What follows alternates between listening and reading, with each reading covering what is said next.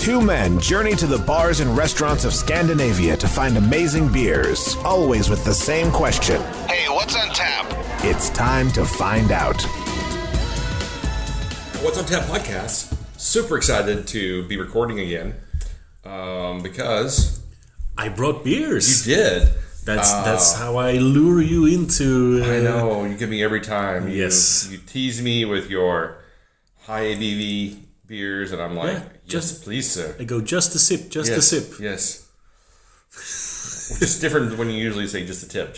So That was the joke. But our listeners are smart enough, so you don't have to explain it to them. Oh, are they though? It is important. Let us know if you are smart listeners or not by emailing. Yes. What? Bella's on the way.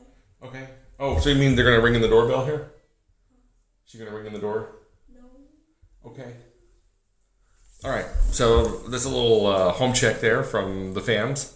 We're recording my. You want to be on the podcast? Sup? Now you're famous. You want to try beer? Yeah.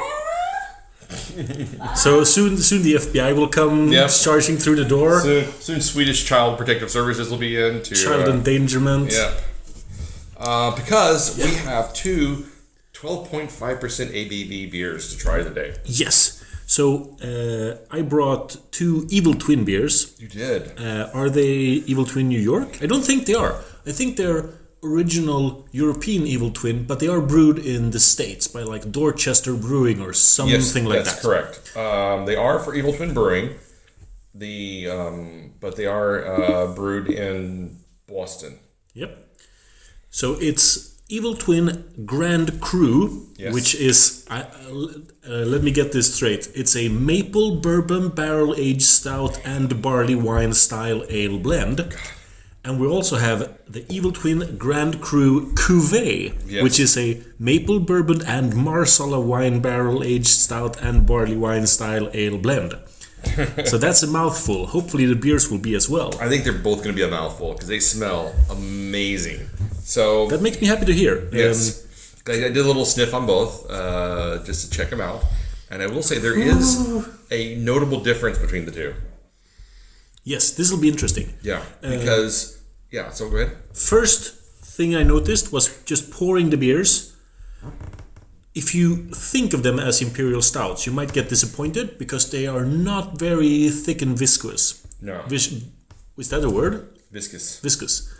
But because they are a stout and barley wine blend, they get a lot less thick when blended. Yeah. And the carbonation is really low on these. Yes. There's virtually no carbonation.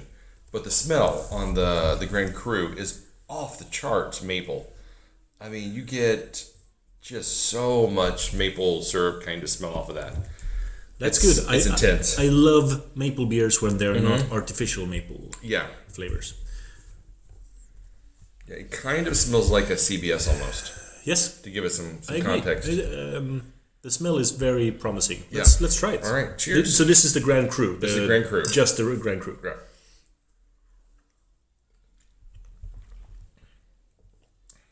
God damn, that's smooth. That is smooth. We're actually approaching... We're approaching bourbon barrel-aged old ale, one of your favorite styles. Yeah, I know. It's not that, but it's getting close. But you got the sweetness. You got kind of a little bit of the burnt stoutness in there. There's a little bit of raisiny flavor. I mean, there's a lot of things happening in this. This is a very rewarding glass of beer. I agree. So I don't remember where I bought them, but it was an European web shop. I think they've been available for a long time at Glasbanken and some other places.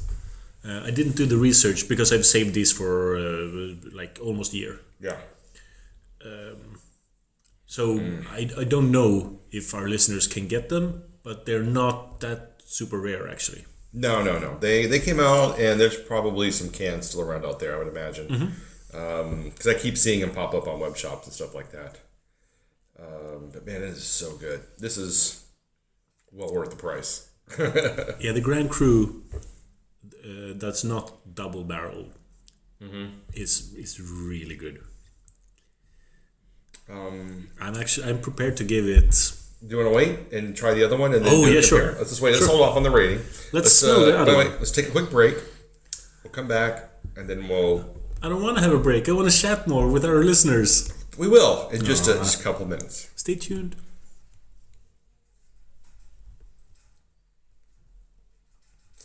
Okay, so We're back. Woo, woo. I missed you guys. the Grand Cru Cuvee. Yeah, the double barrel. This smells so much less. It does. Like where the Grand Cru was just like maple on the nose. Like, wow, this is going to be a taste bomb. This Much less aroma. Yeah. It had more carbonation. I think and I think that the wine barrel aging is what's dampening the smell. probably. Yeah. Because I almost don't smell anything on this. It's kind of weird. No. It's almost kind of like cheers. Cheers. Is my nose stopped up or something? Because Yeah. because that would smell so much. It I'm not getting anything off of this. It should smell more. Yeah. All That's right. right.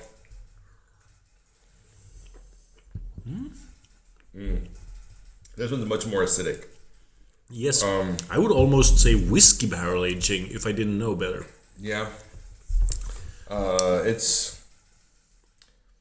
There's a very clear difference between these two beers. Yes, but the aftertaste is quite chocolatey and sweet. Yeah. Yeah. It- It does have some values, this one. But I think both you and I are more inclined to like the first one. Yeah, I think this is one of those examples where putting them together does disservice to the other one. Because I think this, if we tried this on its own, I think it would give it a much higher rating than what we would give it in connection with the Grand Cru. Because the Cuvee there's still a lot of flavors going for it, but it's not hitting those pleasure zones No. quite like the Grand Cru is. If you didn't know what you were missing, I don't think that you would know that you're missing it. No, maybe not. I'm gonna try and go back to the first one. This one's the Grand Cru Cuvee is a little more, I guess astringent is not the best word to use to describe it, but it is. It's a little more, there's a little bit of acidity to it. The wine barrels are kind of bringing that out. I think the barrel aging is,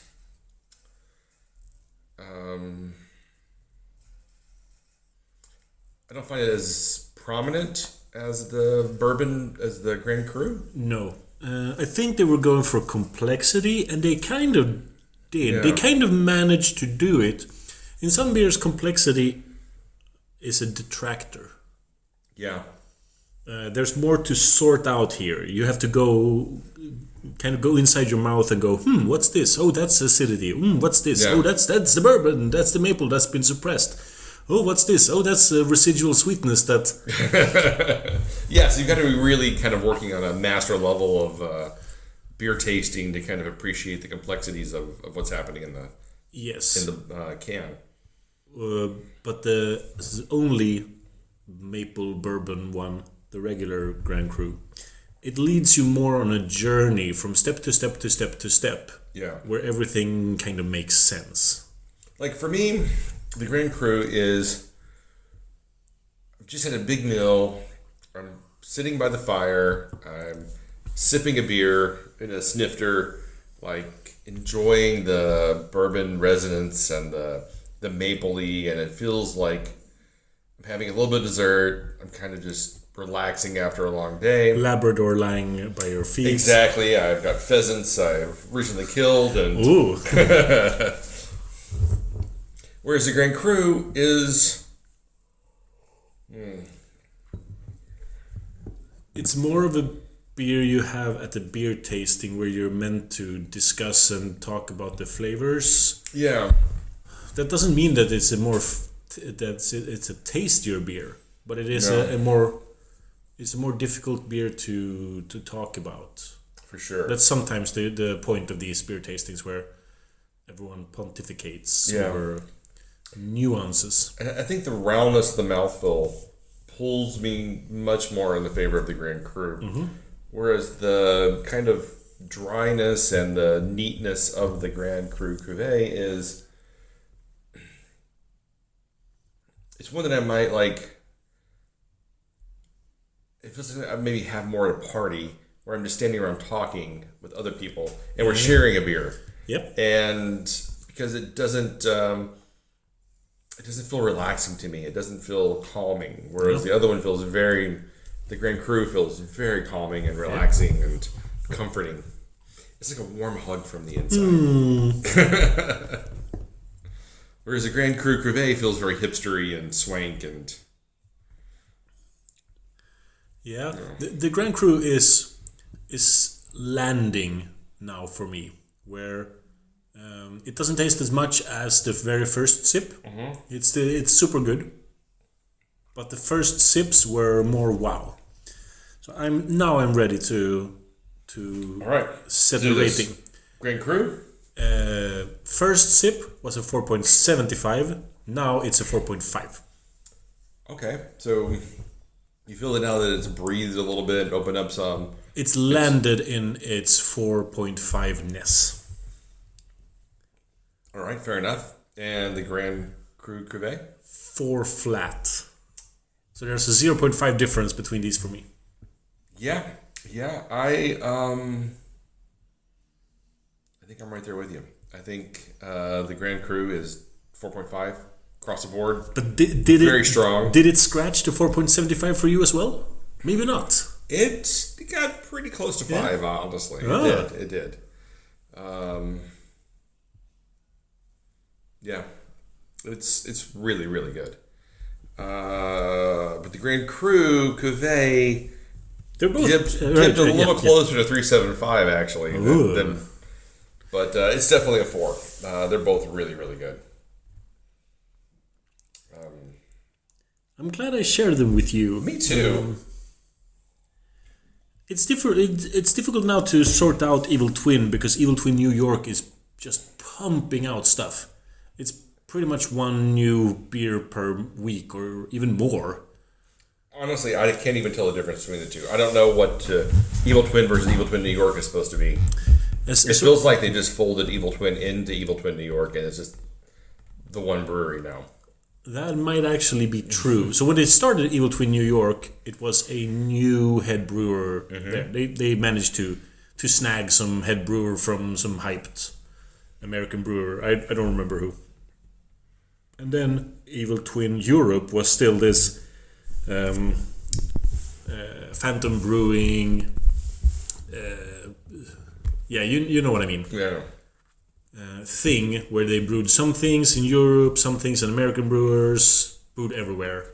But Evil Twin New York's beers, I think, are all brewed in that brewery in New York, or when they go to like someone else's brewery and do a collab. Yeah. A proper collab. That's my impression of it. So I think Evil Twin Europe still exists. They have an Evil Twin Brazil as well. Really? I'm pretty sure. So, if you had to pick between Evil Twin and McKellar, which one would you go with? Do we... Okay, as a whole, as an entity. As a whole. As an entity. So... Because I'm... It could be McKellar San Diego, it could be McKellar New York, it could be... That's where you hit the nail on the head, because I'm a little bit done with McKellar Europe. Yeah. They don't excite me anymore. They've gone way mainstream. But McKellar San Diego puts out some really good stuff. Yeah. The Tree Blood is an excellent series. Yes. And a lot of their other stuff as well. Yeah, they do some really great... Yeah, I'm always excited to see McKellar San Diego beer available. McKellar New York are kind of anonymous to me. They don't. Well, if I understand, the McKellar New York is more of a... what do you call it? A brew pub? It's more of a leasing of the name than actual ownership going. Where I think that the San Diego, there's more of actual ownership. Yeah, but if I have to choose, and we're talking about like global footprint of the brands, I would choose Evil Twin, thanks to their New York offerings. Yeah. I keep going back to their fantastical names like... I can't remember when the last time I took a car was. Or, oh look, those two rats chasing each other on the subway tracks, they're so cute. Well, I will say I get more excited about an Evil Twin New York offering than I do anything from McKellar. Even San Diego. Even San Diego. Yeah. I think that Evil Twin is doing much more exciting stuff and more interesting things currently. Yeah. I'm now, while we're talking about this, I'm sipping the Grand Cru Cuvee. And you're right. If we didn't have these side by side, it would get a higher rating. It would. It totally would. It's a very good beer. I'm now certain of it. It has. We would rave on its complexities and the way it combines different things. Anytime you wine barrel age something, you're taking a massive risk because most of those offerings There's don't a lot of infection. Most of those don't turn out that well, actually. No, I am not a huge wine barrel age fan. It's almost like a turn off for me. It's like, Yeah. oh, we wine barrel age this. I'm like, Oh no. oh, that's because it always turns sour. Because when you bring Yes. if you're not doing like a Goes or maybe a Berliner Weiss Yep. or a beer that like can handle like the souring elements of a wine barrel, I think it's an off. Like I don't think stouts and wine barrels go very well together, quite honestly. And I dislike the style called sour stout. Oh yeah, no, The person who invented that failed brewing a stout. it's probably how it started. Yeah. Because I know that like brewery does a lot of sour stouts, and Theirs are the best of the sour stouts. yeah, but they're still like they're a horse kicking you in the teeth kind of punch in the mouth sour at the Yes. same time. Oh my god, some of those what's the big one that they have? Tart of Darkness. Tart of Darkness, yeah. Some of those are so aggressive. Yeah. I just find them almost undrinkable. But at the same time, I'm kind of like, God, it's so Bold. harsh. But at the same time, it's still kind of really good. Exactly. All right. Let's wrap this up. I'm really glad I shared these beers with I you. am too. And I hope I can share some really great beers with you. You always do. Because I have something in mind already. Ooh. I know. Spoilers. I know. So I just got to remember to release this one before whatever before the next thing. We need to remember not to drink them. Right. So you can find us online at what'sontappodcast.com. Instagram, Facebook, YouTube, Spotify. We are Pod Syndicate, and Old Walkmans. what? Old Walkmans, yes. 8-track, wherever you can find. MP3 players. Yes, Zunes. Mini disc. Mini disc. Don't diss on the mini disc. I had a mini disc.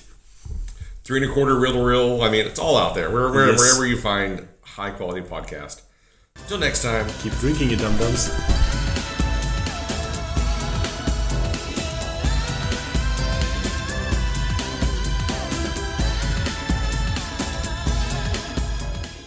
This podcast is part of the Pod Syndicate family. For more criminally compelling shows, articles, and conversations, head to wearepodsyndicate.com.